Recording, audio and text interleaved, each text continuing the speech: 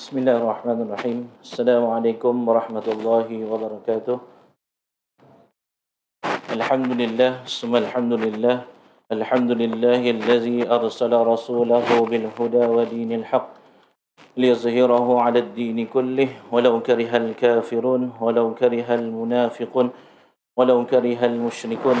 Asyhadu an la ilaha illallah wahdahu la syarika lah وأشهد أن سيدنا محمدا عبده ورسوله سبحانك لا علم لنا إلا ما علمتنا إنك أنت العليم الحكيم رب اشرح لنا صدرنا ويسر لنا أمورنا واحلل عقدة من لساننا يفقه قولنا نويت تعلم وتعليم وتذكر والتذكير والنفع والانتفاع والإفادة والاستفادة والحث على تمسك بكتاب الله وبسنة رسول الله صلى الله عليه وآله وسلم والدعاء إلى الهدى والدلالة على الخير ابتغاء وجه الله ومرضاته وقربه وثوابه سبحانه وتعالى.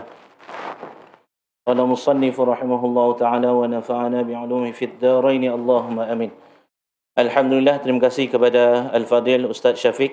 Betul Ustaz? Ustaz Syafiq selaku imam di sini, yang dihormati AJK masjid, ketua-ketua kampung, pegawai-pegawai PPZ dan yang lain, minta maaf, saya mohon maaf kalau tidak dapat disebutkan nama satu persatu tanpa mengurangkan hormat saya kepada tuan-tuan atau puan-puan yang hadir di sini. InsyaAllah atas amanah yang diberikan kepada saya untuk memberi tazkirah, sebenarnya tazkirah lebih kepada peringatan atau dipanggil sebagai ulang kajilah tentang bab zakat fitrah. Yang mana zakat fitrah ini adalah wajib setahun sekali. Baik. Sebelum kita masuk kepada mana-mana topik, ada lebih baiknya kita mengetahui apa makna zakat fitrah. Orang kata tak kenal maka tak cinta.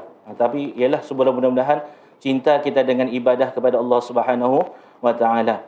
Zakat fitrah saya ambil ni daripada kitab daripada guru atas guru saya, fiqh puasa, yang mana seorang ulama di Madinah ni, dia karang kitab, dia dengan usaha dia terjemah kepada bahasa Melayu ni lah. Baik, apa dia zakat fitrah? Zakat fitrah adalah mengeluarkan satu sok dari makanan asasi yang wajib dikeluarkan oleh setiap muslim dan muslimat yang mukallaf pada bulan Ramadan. Baik, kalau kita ambil definisi tu, mana dia kata zakat fitrah adalah satu sok. Satu sok ni ada sudah kiraan dia, yang mana kiraan ni sudah dikeluarkan oleh pusat pengurusan zakat, mana dia sudah kirakan di sini. Dia dikata daripada makanan asasi. Bila dikatakan makanan asasi tu, bila kita ambil balik, dikatakan makanan asasi macam kita di Labuan ni. Makanan asasi kita apa? Beras. Betul. Kalau makan mi goreng tu pun tetap juga kamu nasi. Benar kan? Kalau makan minta maaf kita ustaz ni dah formula ni. Maknanya kalau kita duduk macam ni kan, kadang-kadang kita makan mi goreng berbuka puasa tu. Ada nasi pulang. Dah kenyang. Benar? Walaupun mi goreng tu makan 2 pinggan pun tetap mencari nasi. Makanya disembah dikatakan sebegitu, makanan asasi untuk orang umat Islam yang dia ada di Labuan tu atau di Malaysia tu masih merujuk kepada nasi. Baik, sebab itulah di sini pihak MAWI pun sudah keluarkan zakat fitrah untuk wilayah persekutuan termasuk Labuan terbahagi kepada tiga, iaitu RM7, RM14, RM21. Kenapa berbeza ni? Kan? Pernah tahu tak? RM7 tu bukan untuk RM7 aku dah kerajaan ni RM7 nya. Kalau RM14 cigo lah. RM21 mana kerja Petronas tu, itu 21. Bukan macam tu. Bukan dilihat macam tu. Faham? Boleh? Sebab kadang-kadang bila ditanya RM7 tu, itu untuk orang yang dah bekerja tu RM7 nya. RM14 tu untuk orang kelah. Ada 21 yang mana? Itu Petronas tu, ya busin benarnya. Atau orang macam tu. Baik. Kita tengok kenapa RM7? RM7 ni untuk sesiapa yang makan beras setiap hari tu, makan beras, dia punya makanan asasi tu beras dia, beras daripada super tempatan, grade 50% hancur dengan 10%. Itulah RM7. Maknanya kalau di rumah tu, kalau kita makan harian tu, banyak kita makan beras yang terkategori tadi tu, maka zakat fitrah kita tu adalah RM7. RM7. Tu tuan-tuan tanya sendirilah. Jangan tanya PPZ tu. Dia dah tahu makan tu. Kita makan beras apa, dah tahu tu. Yang tahunya siapa yang makan? Kita. Diri yang orang yang makan tu yang tahu. RM7. Baik, yang RM14 tu kenapa? RM14. Beras wangi. Tahu sudah ni. Dia payah ceramah ni.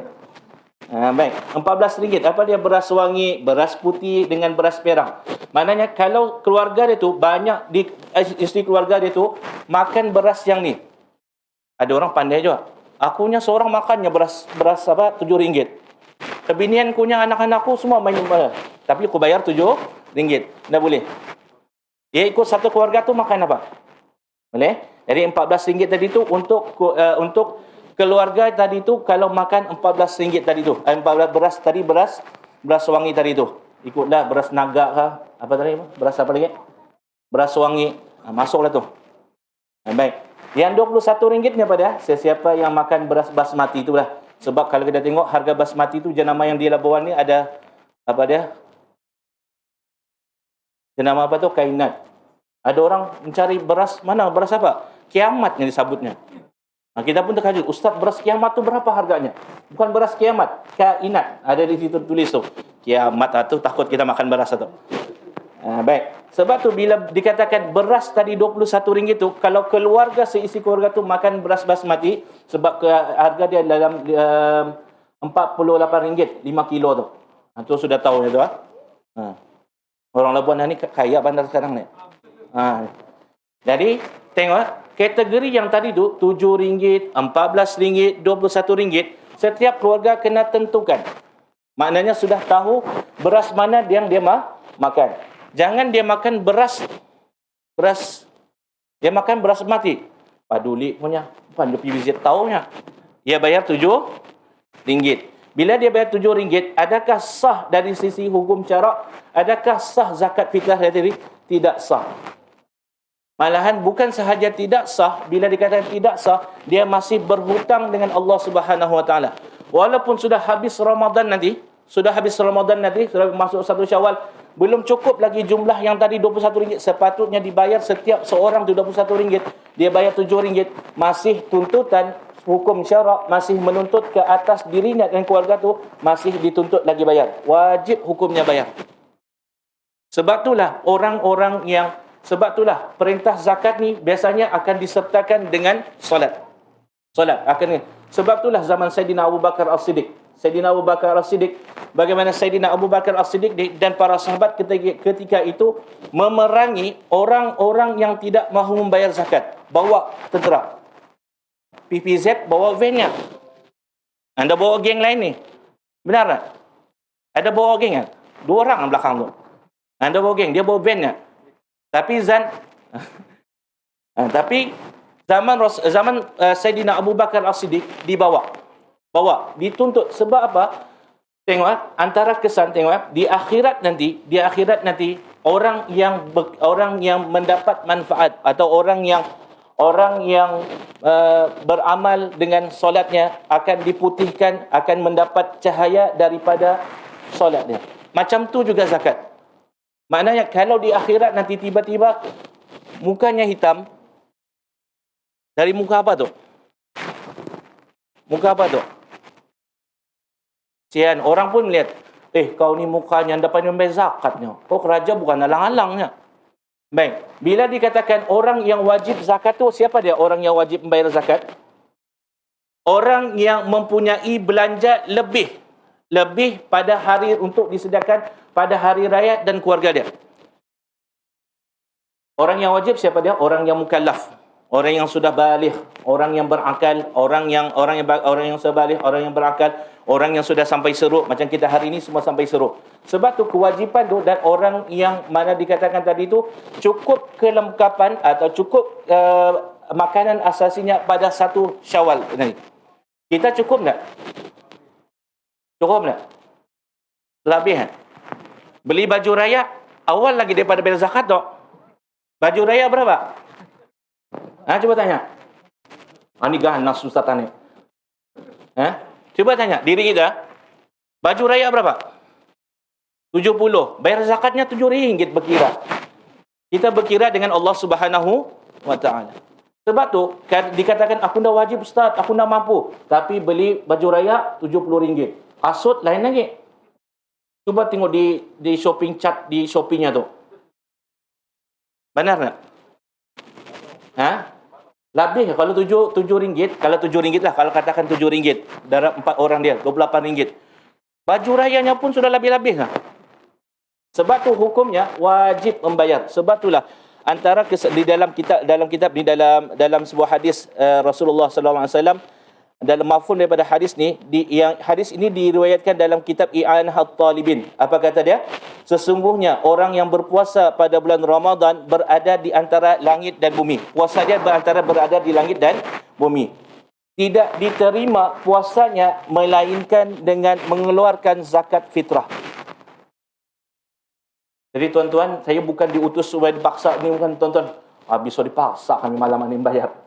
Jangan keluar pintu tu kalau nak bayar. Jadi PPZ booking yang sana tu. Tutup yang sana. Semua membuat dompet kan? Ada kan? Apa? Pemarah ni Ustaz ni ya. Jangan tadi jemput lagi Ustaz ni, pemarah mana ni. Baik. Sebab tu kalau sudah terbayar, aku Ustaz sudah bayar RM7 tu Ustaz. Tapi baru aku tahu ni hari ni. Faham? Benar tak? Berarti kalau kita makan di rumah tu makan beras RM14, kita kurang berapa ringgit? RM7. Jadi RM7 ni kena bayar ke tidak? Jangan tak main-main. Sebab itu hutang dengan Allah, bukan hutang dengan PBZ tu. Itu jangan kau main-main, bukan hutang di PBZ. Itu hutang Allah dengan Allah. PBZ hanya menjalankan amanah. Allah amanahkan untuk mereka untuk memudahkan kita untuk kutip. Kita jangan pandai-pandai, biar dah RM7, siapa tahunya. Kita dah tahu, tapi Allah tak tahu. Kesannya apa tadi? Ibadah puasa kita, walaupun kita bangun siang dan malam, tertahan kita ibadah puasa kita, tertahan ibadah solat kita dengan sebab tidak sempurnanya zakat fitrah kita. Rugi tak? Siang malam bangun sujud tertahan. Di akhirat nanti dibangkitkan daripada muka-muka yang hitam disebabkan orang yang meninggalkan zakat fitrah. Sebab tu hukum. Sebab tu di sini kalau kita tanya tengok, sebab sebelum ni pelbagai isu tentang zakat fitrah. Dia kata, kenapa bolehkah membayar zakat fitrah itu dengan wang? Sebab dikatakan tadi, sebahagian ulama mengatakan zakat fitrah itu wajib. Sebab tu ijma' ulama. Ijma' ulama mazhab Imam Syafi'i, Imam Malik dan Imam Hambali mengatakan wajib mengeluarkan zakat fitrah ini dengan menggunakan beras. Wajib. Ijma' ulama. PBZ ni boleh membayar pakai yusinnya. Transfer lagi. Yang ambil mana ni? Ada satu ulama lagi yang membenarkan, siapa dia?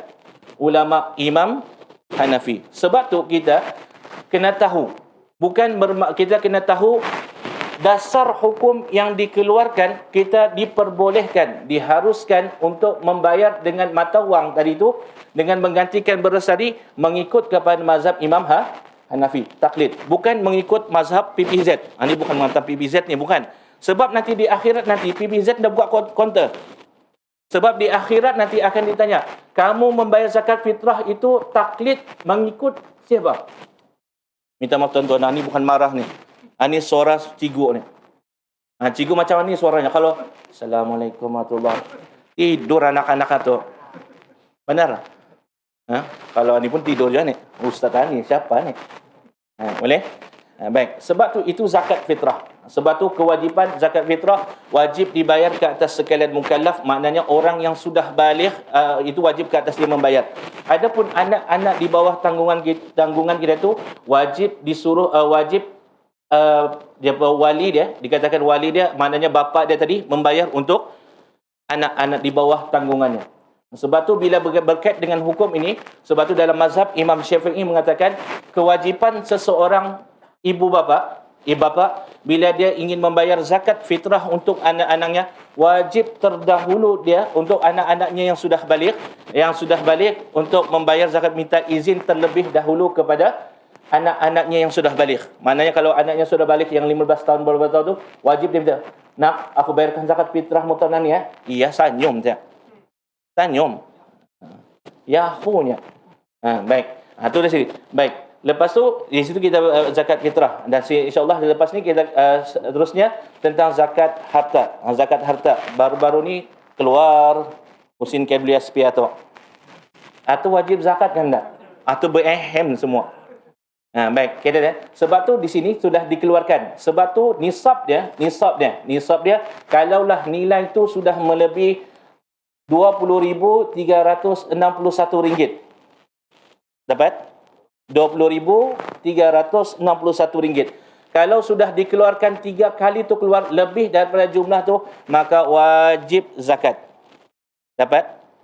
Walaupun sebahagian pendapat ulama mengatakan kalau dia mengeluarkan KBSP itu atas untuk mengekang untuk menampung harian dia punya tu, sebahagian ulama mengatakan tidak wajib atas dia. Tapi kalau saja keluar masa ni kita keluarkan ni, kan mati nanti dah tahu tentu tu bini kita akan kahwin apa semacam-macam lah. Bila kita keluarkan suka-suka tanpa sebab, maka wajib bayar zakat fitrah. Sebab zakat harta tadi tu dikatakan iaitu 20,361. Maka bayar tu dengan PPZ lah, jangan bayar sama sayang. Kalau bayar sama ustaz lain ceritanya. Baik, sebab tu orang yang membayar zakat dikatakan zakat apa tadi tu? Zakat harta layak untuk tadi apa dia ni dipanggil sebagai apa dia? Kafalah muzaki. Kafalah muzaki ni maknanya bila tuan-tuan sudah membayar zakat harta tadi tu layak untuk mendapat khairat kematian. Maknanya boleh tuntut dengan PBZ, jangan tuntut sama saya. Saya tolong sampaikannya ni. Maknanya sudah tuan-tuan bayar tu, sudah keluarkan KBSP tu, bayar terus layak untuk mendapat layak untuk dapat khairat kematian yang dipanggil sebagai kafalah muzaki. Boleh? Itu sahaja daripada saya, masa yang singkat dalam 20 minit ni. Gantung ustaz, dah gantung lah. Alhamdulillah. Dapat sebab atunya masanya ada. InsyaAllah mudah-mudahan sedikit daripada ilmu tu, mudah-mudahan kita di sini Allah jadikan daripada orang-orang yang membayar zakat fitrah. Jangan kita tinggalkan. Mudah-mudahan yang hadir di sini Allah bagi permudahkan, Allah murahkan rezeki untuk bayar zakat fitrah. Ben PPZ tu di luar sebab parking tu. Sebelum tu tanya ya dulu. Boleh Ustaz, tuan, dah cukup kami punya yang ni. Bayar. Jangan hutang dengan Allah. Hutang dengan Allah wajib bayar. Itu sahaja daripada saya. Wallahu ta'ala a'lam. Assalamualaikum warahmatullahi wabarakatuh.